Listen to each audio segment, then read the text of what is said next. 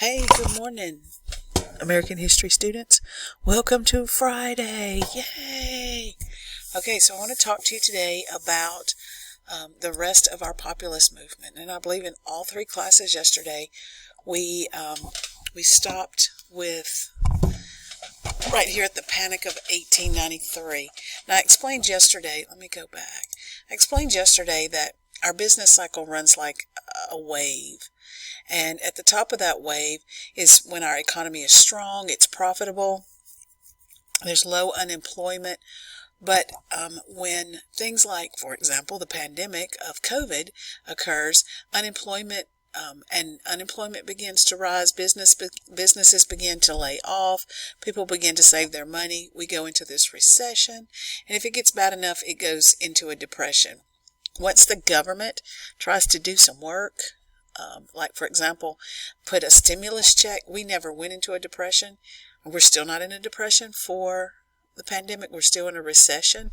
But once the government begins to do things and our economy starts to strengthen, we go back up. There's a recession there. And then we're profitable. And then it starts all over. Y'all, this is inevitable. All right. Now, I say all of this because one of the first causes of that panic, and a panic, let me go back again. A panic starts right here at the onset of a recession. And all a panic means is that it's a time where we start holding on to our money. We're not making big purchases. We're not spending a lot of money. We're trying to keep it for that rainy day in case something tragic happens to us. So we have a panic, an economic panic in 1893. One of the causes for that was that railroads declared bankruptcy. There was a lot of competition with railroads, and so some of them just couldn't make it, and they declared bankruptcy. Now, the effects of that, and y'all, this is what the end of course exam or the LEAP 2025 is going to have you do. Some things like this. They're going to want to give you a cause and ask you to drop and drag the effects of it. Well, the effects of declaring bankruptcy is unemployment, because if a company goes bankrupt, they're either shutting their doors or they're drastically cutting back, and that means that folks are going to lose their jobs. When people lose their jobs, they get upset and they begin to go on strike and protest the fact that they have no job. Okay? Another cause was a slight crash in the stock market in 1893. The reason that the stock market crashed, I'm not exactly sure what caused this stock market to crash. It's not as bad as the stock market crash in the 1920s, but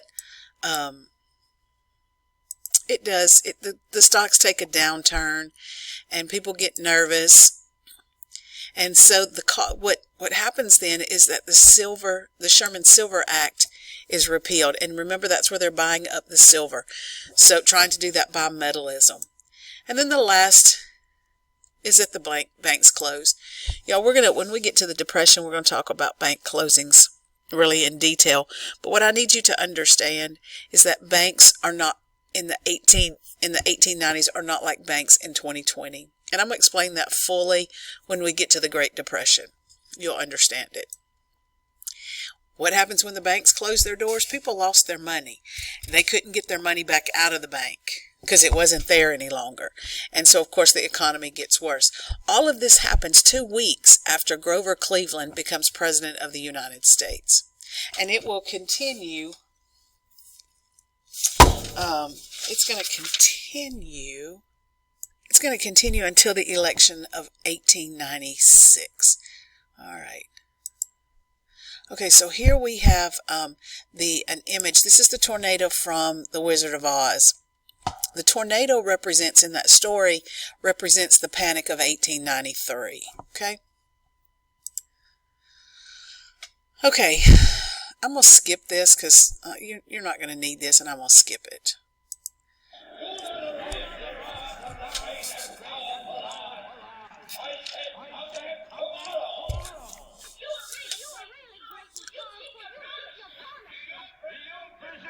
Criticize the great Oz.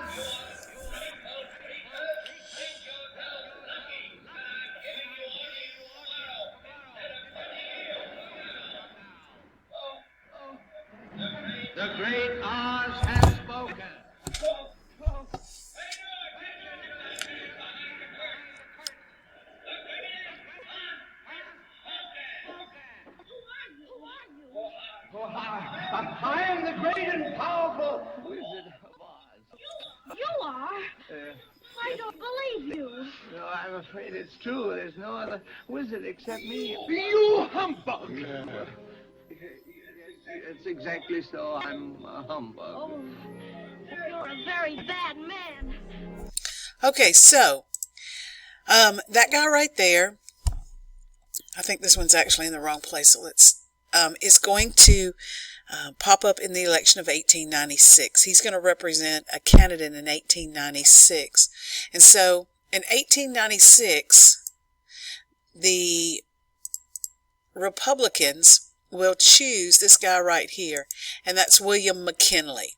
All right, so you need to write that down. Election of 1896, the Republicans choose William McKinley. McKinley is represented in this in the story Wizard of Oz by the wizard. All right, and I'll explain that here in just a second. So let me go back. Okay, so the election of 1896, the People's Party, but remember, we call the People's Party the Populist Party. The Populist Party are going to base their campaign pushing that silver issue.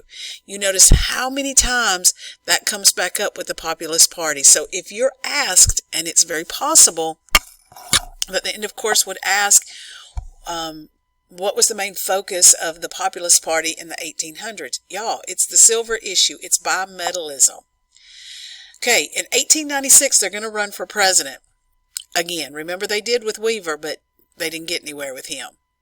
Their plan this time is that they're going to hold their convention after the Democrats and the Republicans. They're going to be the last one to hold their presidential convention.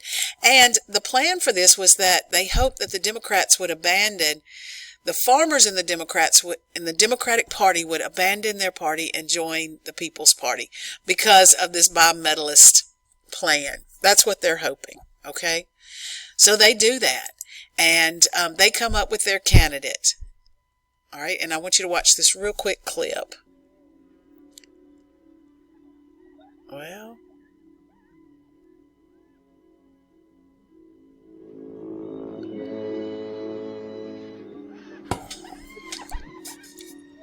I don't like this forest. It's dark and creepy.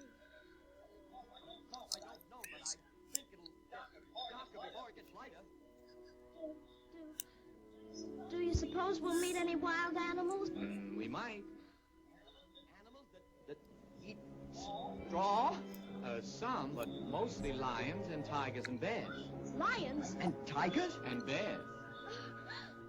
Lions and tigers and bears. Oh, my. Lions and tigers and bears. Oh, my. Lions and tigers and bears. Oh, my. Lions and tigers and bears. Oh, my.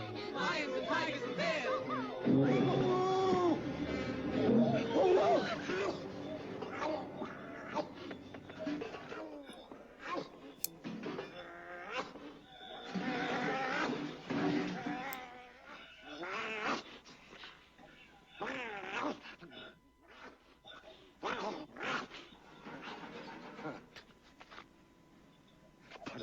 Put 'em up. Which one are you first? I'll fight you both together if you want. I'll fight you with one paw tied behind my back. I'll fight you standing on one foot. I'll fight you with my eyes closed. Oh, pulling the necks on me, eh? Sneaking up on me, eh? Why?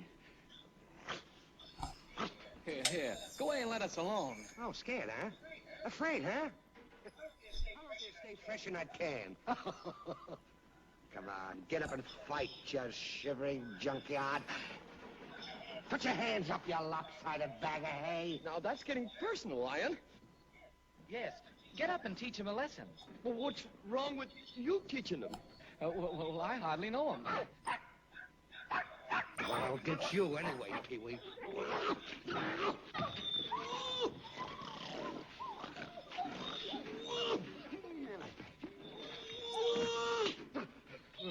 Shame on you. okay. So the Cowardly Lion of the Wizard of Oz represents this guy right here. And this guy becomes the Democrats candidate and the Populist candidate. His name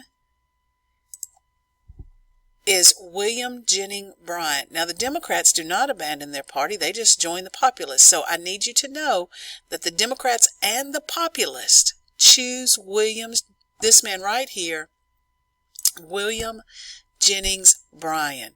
Now, during his nomination speech and speeches around the country, he's going to give a very, very famous speech. And y'all, you got to know this. Let me put the stars.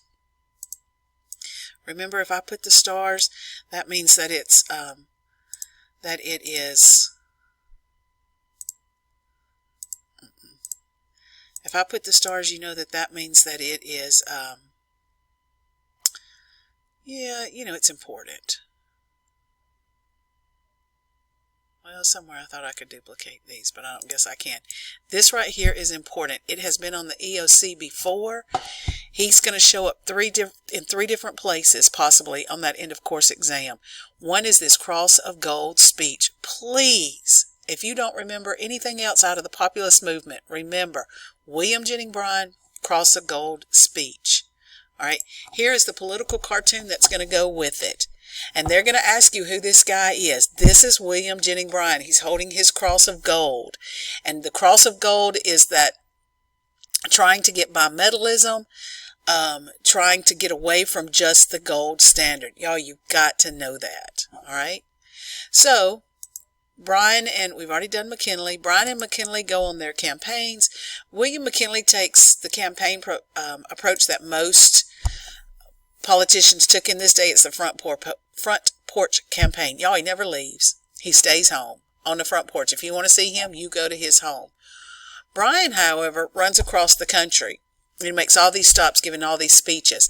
That's really somewhat why he is represented as the lion. Notice that the lion talks all the time. Through the Wizard of Oz, talk. Never says too much. All right? That's how William Jennings Bryan is viewed by most of the people in America. The result of that is that he does not win. McKinley wins this election, which is kind of ironic because Bryan has two parties supporting him, and they still can't win. He's going to run for president 4 different times, and he's not going to win either time, any of the 4. We're going to quickly recap by putting these up here. Our Eastern bankers, our Eastern bankers, let's see if she's gone. Where did she go to? I dropped her. Our Eastern bankers are right here. Remember, where'd she go? There she is. Are the Wicked Witch of the East, the Wicked Witch of the West are the problems of those farmers. Remember that Dorothy is the average American. Well, maybe she's not. Let's get that off there. Well, the U.S. President is represented by the Wizard. We didn't do this guy here. So the Tin Man is, where'd he go to? Is the industrial worker. We haven't really talked about that, but he is. The slippers, remember those silver slippers were the silver standard. And the gold, Yellow Brick Road was the gold standard. All right. The Cowardly Lion is William Jennings Bryan. The Western Farmer is the Scarecrow. The Tornado is come on, she's got to go there, is the Panic of 1893. Maybe I'm just not putting her right. All right, she is the average American. Washington, D.C. is represented by the Emerald City, because remember that's where the wizard lives, so that's the Emerald City. The Native Americans in the Wizard of Oz are the flying monkeys. Once again, not a real good image of that. The United States is the is the land of the poppies. And then lastly, the perfect illusion. I don't know why it's these sunglasses, but it is. All right.